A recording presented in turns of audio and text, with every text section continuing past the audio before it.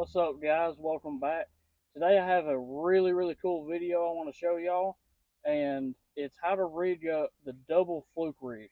Some people call it a donkey rig, but I've always known it as just a double fluke rig. It's super easy to learn how to rig it, super easy to throw, and I promise you it's one of the most fun baits that you'll have throwing it. I mean the blow ups you get and the fish following it and just getting real competitive with each other trying to eat it. I mean just a ball to throw. So real quick, I'm gonna give you all the rundown on what you need to start. And the rod I like to use is like a 7 foot to a 7.3, just a medium heavy. Just really your all-purpose rod will do the trick. You can throw it on a spinning rod if you have a little bit harder time casting the bait. Now I'll show you guys what I'm talking about once we get it rigged up. But usually just your 7 foot all-purpose medium heavy rod will do it. You don't need anything special to throw it. I like throwing usually 30-pound braid to a mono leader. Some people use fluorocarbon. I really like the mono for this. You get a little bit of a stretch, helps you fight them fish a little bit. I feel like your action is a little bit better with the both the flukes when they get to dancing with each other. But you'll need, of course, your favorite fluke style bait. I've just got the Zoom Super Flukes. You'll need two of your favorite hooks for the flukes. I've just got some Gamakatsu 5/0 offset. These are the O'Shaughnessy bend. If you haven't tried that hook out, definitely give it a try. And other things are swivels, and of course that mono I was talking about. The the first thing you need to do is take your braid, and I've got straight 30-pound braid spooled up already on this reel. And what you want to do is take a bobber stop, and when you guys are looking for bobber stops to do this, get larger than normal bobber stops.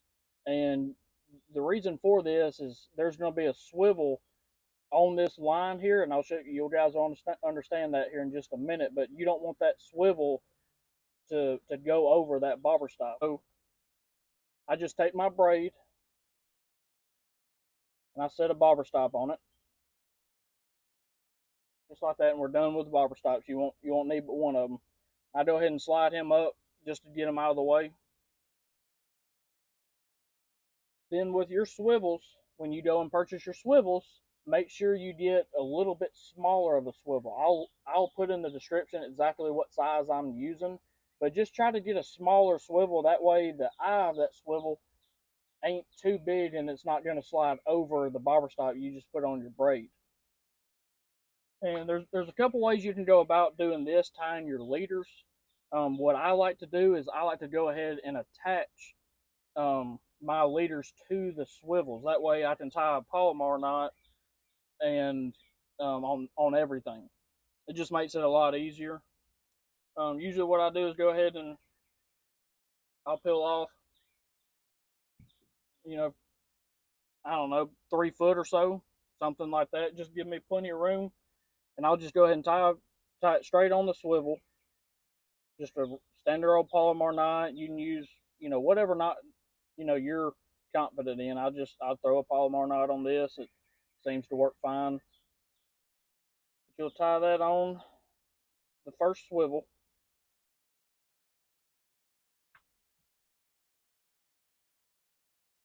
Go ahead and cut this tag off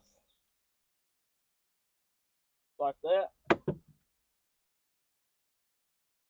You'll take your braid, and put it through the other side of that swivel.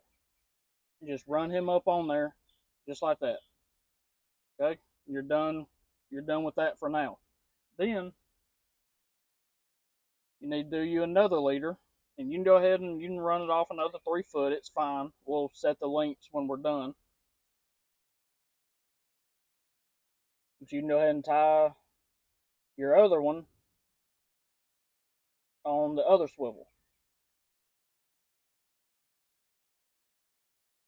just like this.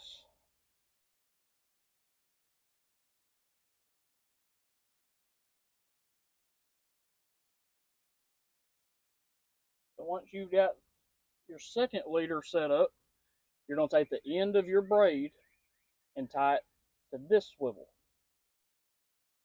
And I know this might be a little bit confusing, but it's going to make sense here in just a minute once this thing's rigged up. And I go ahead and I just tie a Palomar knot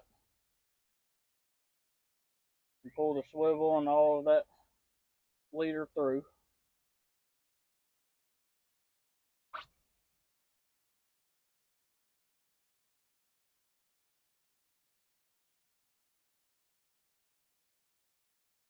Now you guys can see I've got my main line. Here's my bobber stop. My main line goes all the way to a swivel with a leader, and then I've got that middle swivel that just runs free. And you see how that bobber stops a good, I don't know, 6 to 8 inches up. You want to leave yourself that much room so that can move back and forth. And when the flukes start getting to dancing with each other, you don't want both of those swivels tight with each other. You want that first one to have a little bit of freedom to move. And that swivel also helps you because you don't get that line twist you're always used to getting when you throw flukes.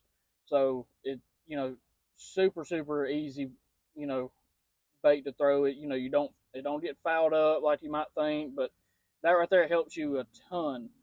So once you've done that, now you need to set the length of each leader. So you don't want both of them at the same length. You want one a little bit shorter than the other. So in the water, you'll have one behind the other dancing with each other. If they're at the same distance, all they're going to do is start hitting each other. So make sure that one's just a little bit longer than the other, and I promise it'll run true. So what I like to do is I leave the leader that's tied directly to your braid. That's the one that I leave a little bit longer than the other one. And the length changes. I mean, there's no set, exactly you need to do it 17.5 inches. There's none of that. Just make it a little bit longer.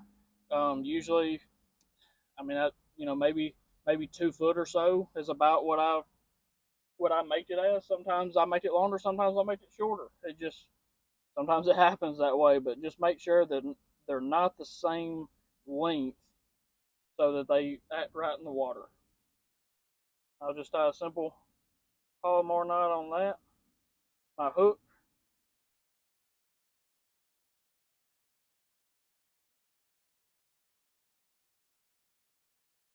Bite that one off. So you can see I've got about a 2 foot or so leader on that one. And then I'll just take this other one, the other mono leader I've got. I'll go ahead and shorten him up before I tie this hook on. I'll go ahead and I'll tie another Palomar knot on this hook.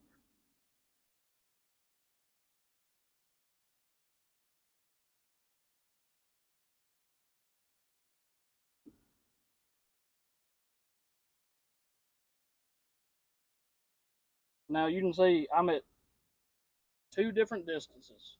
So, I mean, it's about 3 or 4 inches different. That is just fine. I mean, you can be a little bit closer than that if you want. That is totally up to you. As long as they're not at the same distance, it's going to work just fine. So once you're here, the only thing left to do is put a fluke on, or put, in your case, 2 of them on. So let me get one that looks a little bit better. So I'll go ahead and rig my flukes up, or whatever fluke style bait it is that you're going to be throwing.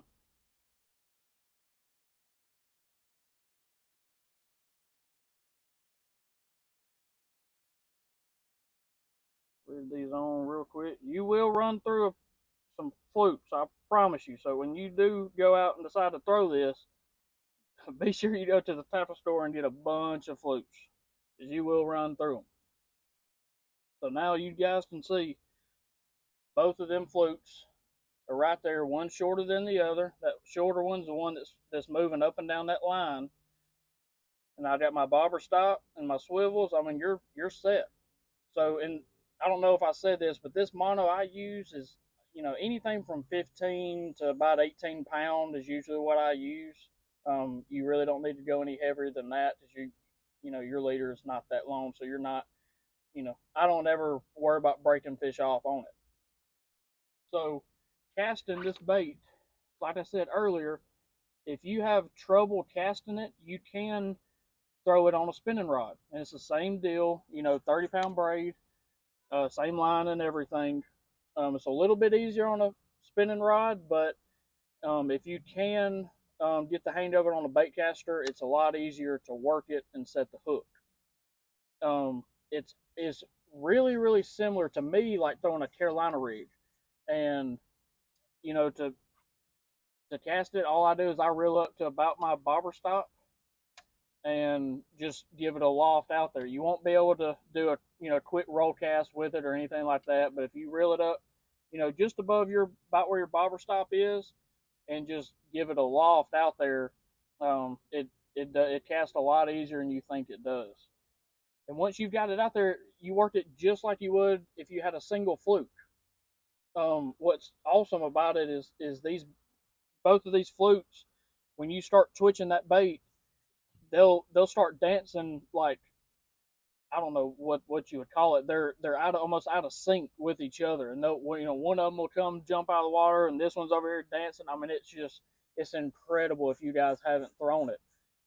You will catch a lot of doubles when you're fishing this thing around schooling fish. I've had it happen so many times that I'll get a bite and then I'll be reeling them in, and all of a sudden, boom, another one will come up there and get it. I mean, it is just loads of fun to throw this bait. So if you guys haven't tried it, guys, you are missing out. I promise you. Um, there's really not anything else to say. I mean, it's super simple. It takes a little bit of time to get this bait set up, but once you do, there's nothing to it, guys. I mean, it is, like I said, it is loads of fun. There's not a lot of people that still throw it.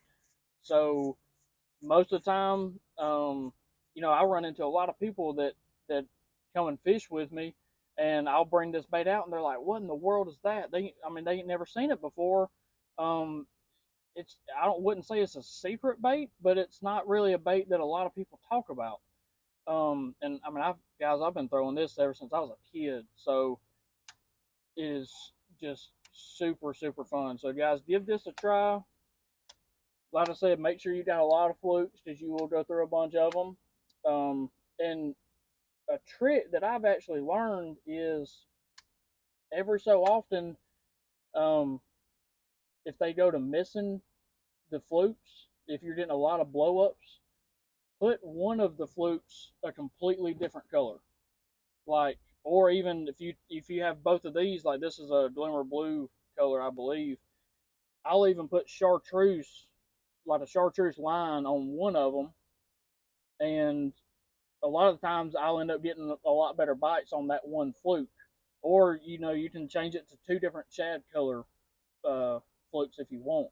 Mix it up a little bit if you start missing fish, or they're blowing up on it and not getting the bait, anything like that. But like I said, guys, go and give this a try. Get your 7 foot 1 all-purpose, medium heavy rod, some 30-pound braid, some 16-pound mono, and go have some fun. So you guys comment if you've ever thrown this bait, or ever heard of it, or maybe you've got a little bit different way of rigging this bait. Y'all comment that down below, and we'll see you guys on the next one.